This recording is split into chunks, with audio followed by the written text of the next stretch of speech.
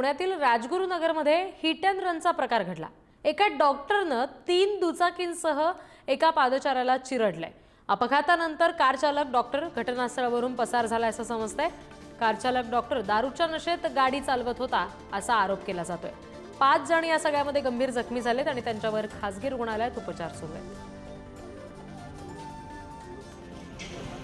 पुण्यात राजगुरुनगरमध्ये hit and रनचा प्रकार घडलेला आहे। मध्यधुंद अवस्थेत डॉक्टर 4 व्हीलर चालवत होते आणि त्यांनी थेट धडक दिलेली आहे अनेक गाड्यांना। 3 दुचाकींवरच्या 4 जणांना त्यांनी थेट चिरडले आणि हा अपघात झाल्यानंतर डॉक्टर म्हणजे कार चालक मात्र तिथून फरार झालेला आहे असं समजतंय। पुण्यातल्या राजगुरुनगरमधला हा सगळा प्रकार आहे। आणखी तपशील घेऊया प्रतिनिधी तुषार झरेकर यांच्याकडून। तुषार, जो आरोपी आहे आता डॉक्टर त्याला पकडण्यात आलेला आहे का? पोलिसांनी या सगळ्याची दखल कशी घेतली आहे?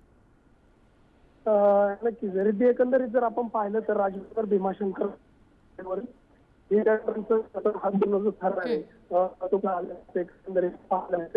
सुमारास संपूर्ण जो प्रकार आहे तो घडलेला आहे। चालक खरं तर मद्यपान करून कार चालवत होता अशी यामध्ये जर आपण पाहिलं तर हा चालक आहे तो